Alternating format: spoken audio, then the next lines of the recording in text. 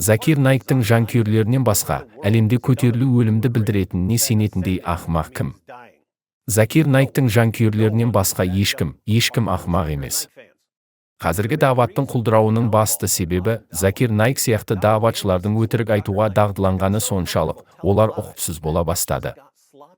Әдетте, егер сіз өтірік айтсаңыз, және де атқан өтірігіңіз сыртқа шықса, бұл сіздің беделіңізге нұқсан келтіреді. Егер сіз өтірікті жақсы идея деп санасаңыз да, көп ұзамай бұл сіздің беделіңізді бұзатынын түсініп, өтірік айтуды доғарар едіңіз немесе кем дегенде абай болуға тырысар едіңіз. Бірақ даавати қауымдастығында оларды тыңдаушылары ешқашан олардың өтіріктеріне күмән келтірмейтінін, және өтірік айтқан сайын танымал бола бастайтынын тез түсінді. Көптеген жылдар бойы бақылаусыз және даусыз өтіріктің нәтижесі, дааватшылар тіпті абай болуға тырыспады. Өтірік неғұрлым көп болса, соғұрлым жақсы.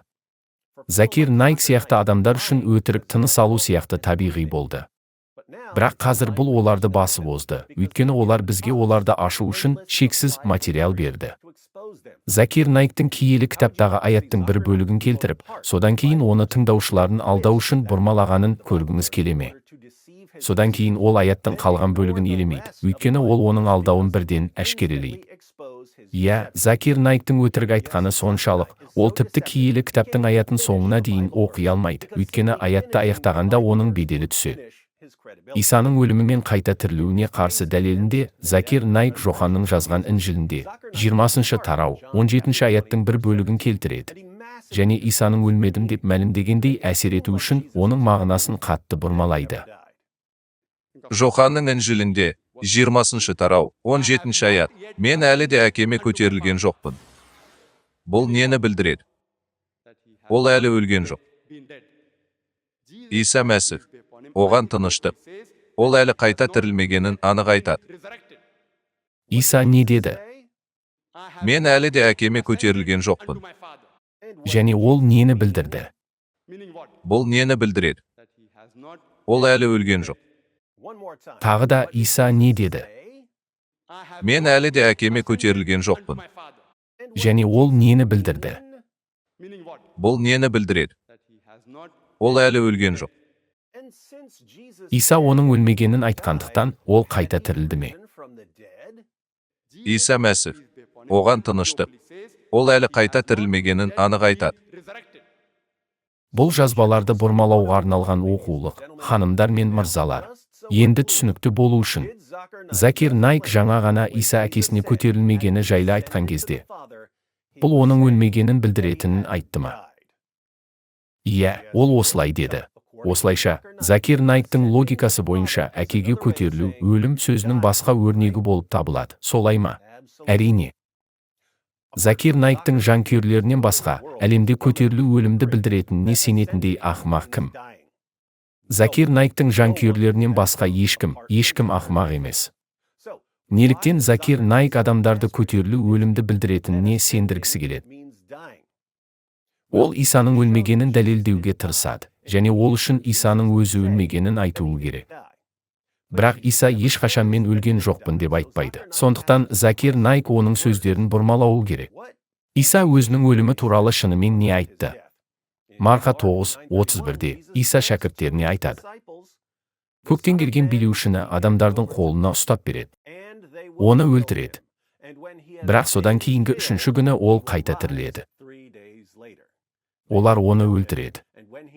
Ал оны өлтіргенде ол 3-ші күні қайта тіріледі. Осыдан артық анық айта алмайсыз. Даават үгітшілер не істейді? Иса бір нәрсені анық және тікелей айтқан кезде, олар басқа сөзді тауып, оны бұрап алады. Сонымен Закир Найк көтерілу өлім дегенді білдіреді деп бекітеді. Бірақ Закир Найк келтірген аятты толықтай оқығанда не болады? Тарауды аяқтаудың қажеті жоқ. Біз Жоханның барлық ізгі хабарын аяқтаудың қажеті жоқ. Біз аятты неге біз үшін оқымағанын түсіну үшін Закир Найк келтірген аятты оқып шығуымыз керек. Жохан 20:17. Иса Магдалалық Марияға айтты: Маған жармаспа. Себебі мен әлі де әкеме көтерілген жоқпын. Есіңізде болсын, көтерілу, өлім дегенді білдіреді. Одан да бауырластарыма барып, оларға менің әкеме, яғни сендердің де әкелеріңе, өз құдайыма, яғни сендердің де құдайларыңа көтеріліп кететінімді айт. Дәл осы сәтте Закир Найктың жанкүйерлері тақырыпты өзгертуге тырысады. Әй, Иса оның құдайы бар деді, ал мен Исаны құдай деп ойладым.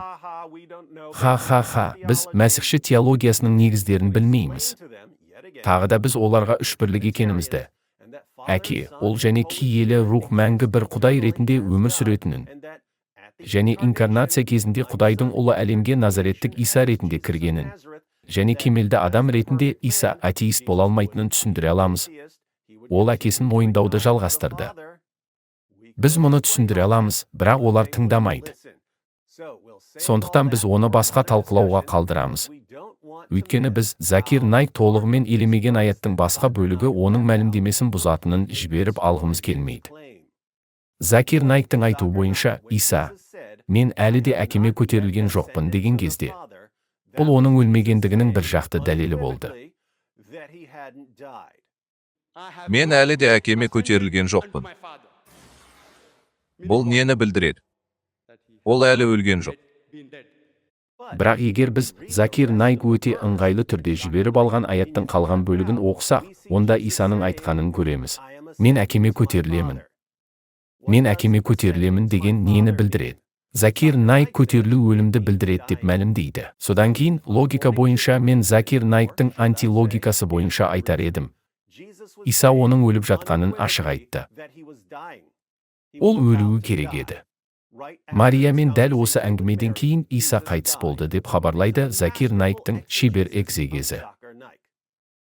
Иса исламға сәйкес шындықты айтады ма? Иә, яғни егер Иса оның өліп жатқаны жайлы айтса, онда ол өледі.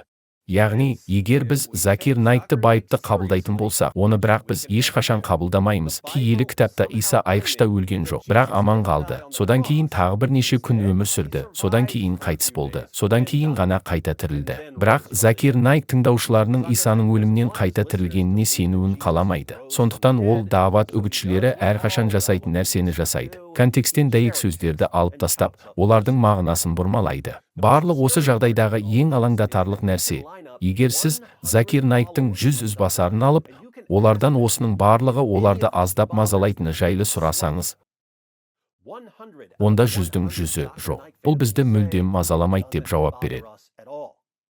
Олар психологиялық тұрғыдан өтірікті сүюге және құрметтеуге бағдарламаланған. Закир Найк мәсіхші сеніміне шабуыл жасау үшін өтірік айтып жатқанда, оның жанкүйерлері оны осы өтірік үшін жақсы көреді. Егер маған сенбесеңіз, олардан тікелей сұрайық. Закир Найктың жанкүйерлері бүкіл әлемде. Сіздің ең танымал уағызшыңыз сізді адастыру үшін мәсіх туралы өтірік айтқанына қалай қарайсыз?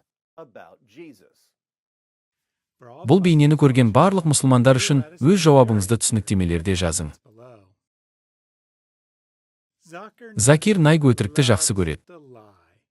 Бірақ мұны істеу жақсы мұсылман болу екені белгілі болды. Бұл бейнеде Дэвид Вуд исламның өтірік мәдениетіне қай негізделгенін түсіндіреді. Ал бұл бейнеде мен шариғатта өтірік айтудың тек ынталандырылып қана қоймай кейде, тіпті міндетті екенін көрсетемін. Біз мұны мақтан тұтамыз.